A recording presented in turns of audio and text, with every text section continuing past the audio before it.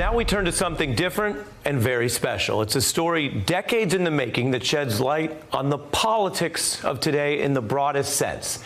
Now, I've been working on parts of this for the last few weeks, and I believe it will interest you a lot. It begins as a story of crime and drugs, politics and fashion in 1970s Harlem, with shootouts, dice games, and a drug epidemic that sparked a national crackdown in policing.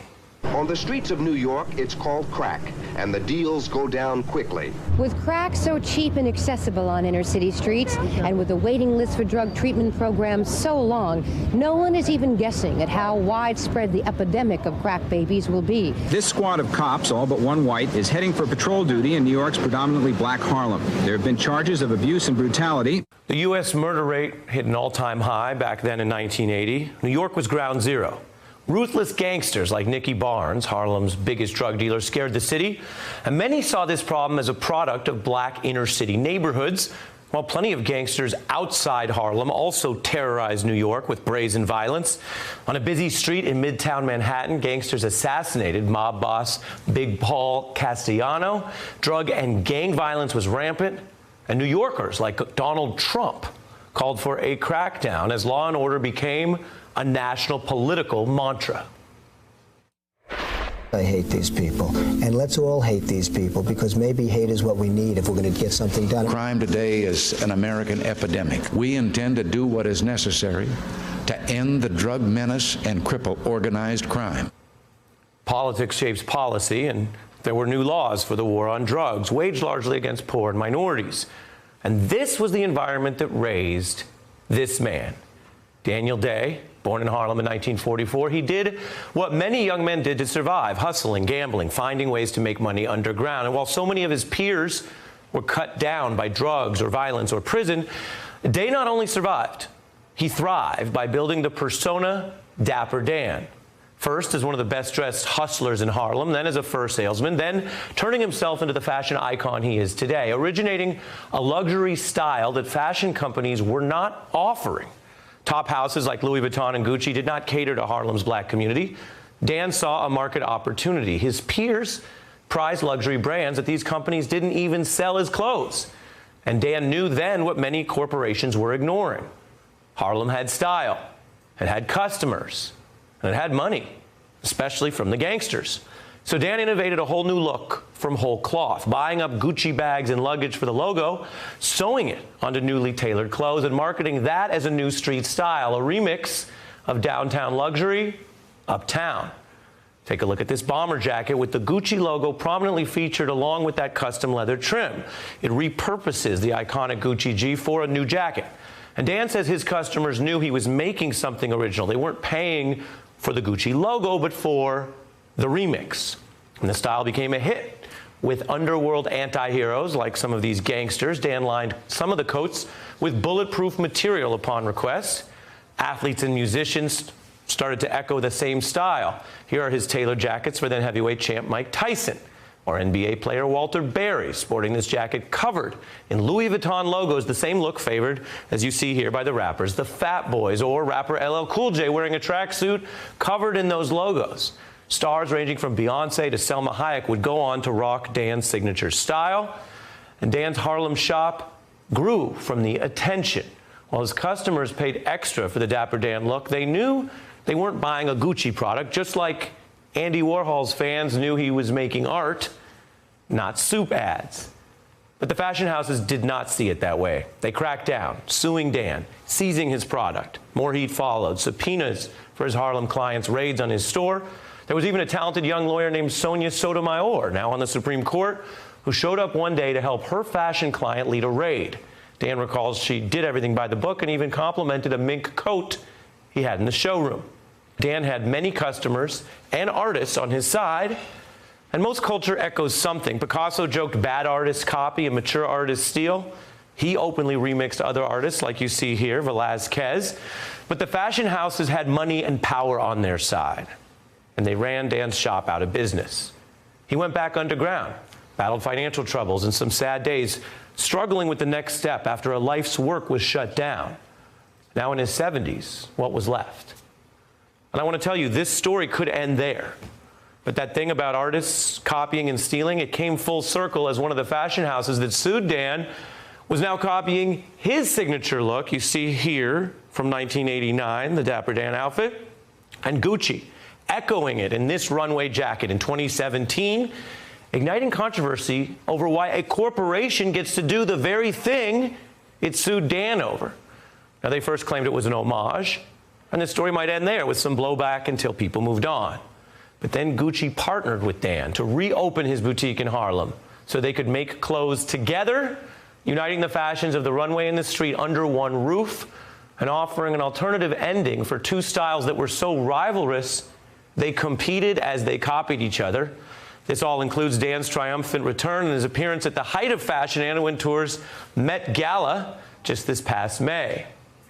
Dan says people coveted his fashions because he deconstructed brands to the essence of their power, crests that signified wealth, respect, and prestige.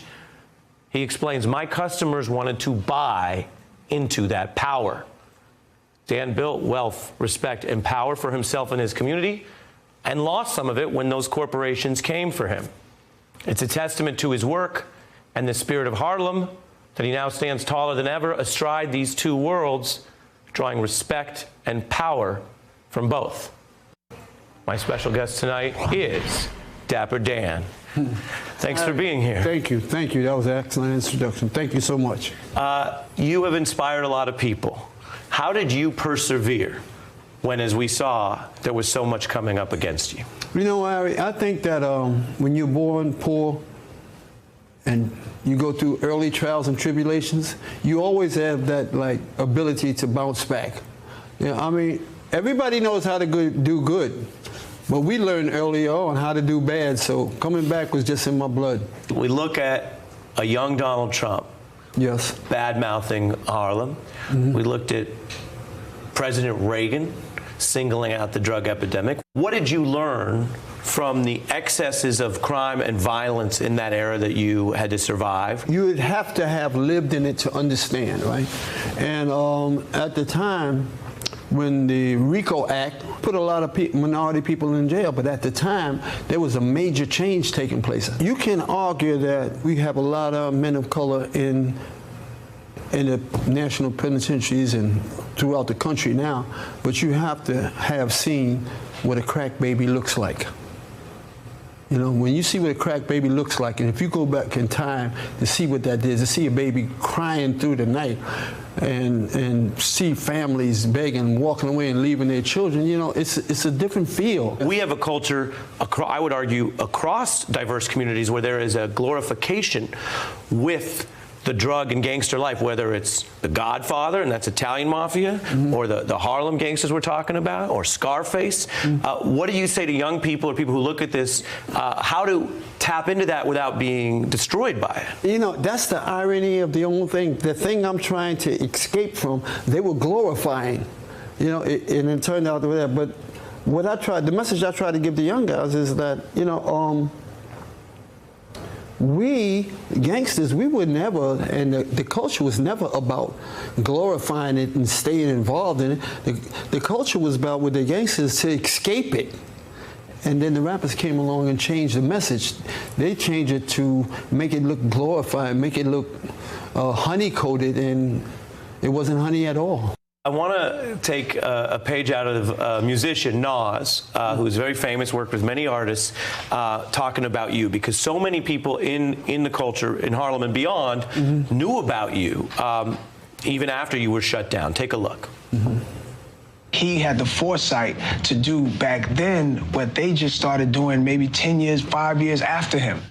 Would you be at the height you are now without the stars and without the streets? And which mattered more in supporting you? It's a combination of both, because the stars are important because they interpret the culture of the street. And the reason the stars gravitated towards me is that I was the street. They were buying in to the life that I walked away from. So the credibility was enormous. I'm the guy in between who can take them there, who can give them that credibility, and that's why they gravitated towards me. You write in here, the only people who were excited about hustling were people who didn't actually have to do it every day. Exactly. The street has a light side and a dark side. If you don't understand that, you'll be there when it implodes. Even a person like myself is skilled and is knowledgeable of it myself. I had to realize that you cannot be in it and not of it. So eventually I had to withdraw. That's, you know, and when I went underground, I said, I have a bullet in my neck as a result of trying to be there, you know. There was days, I had a 3-story building on 125th Street, but I started out from a table on 125th Street. And when the brands rated me down, I always prepared myself to start all over again, and I went back to a table on 125th Street, and then underground for 20 years, man. So that's something I was prepared to do. I want to ask you something a little funny. That's the exact story you described, because near the end of the book, everything's shut down, it looks dark, and you say you had trouble even selling a T-shirt at that very table. Yes. And I read that and I thought, here's someone, if I may, and tell me if I'm wrong, here's someone who has incredible pride, but very little ego. Yeah, and that's the key. If you can bury your ego, then there's always possibilities. You know, I'm riding around in a Mercedes-Benz, Gucci'd out. I'm riding around with a Jeep, MCM out. I mean, I'm the talk of the town.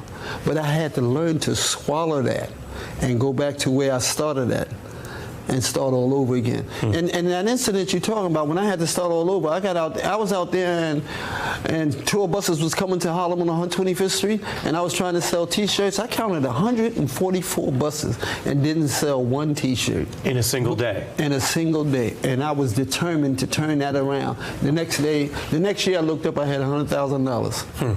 So that's what perseverance is. But I knew that I could do that. Did you think you'd be here at this age, at this height? My end mission is to talk about what we're talking about now. I've seen it. I'm the last generation that's seen Harlem before a drug epidemic, and I need to remind people of what we are. This is not who we are. All the children that's growing up now and the young men that's growing up now, they're growing up in a drug culture. And I have to tell a story. Fashion is my platform to tell this biggest story, and that's what I want to go on to do. But I think the devastating effect and the root of a lot of young black men and Hispanic young men in jail has everything to do with the culture that grew out of the drug epidemics. It's a fascinating story that you tell here and that you're here to continue to lead on. I appreciate you coming by The Beat. The book is Dapper Dan, Made in Harlem, a memoir. Dapper Dan, thank you so much. Thank you, Harry. Thank you so much.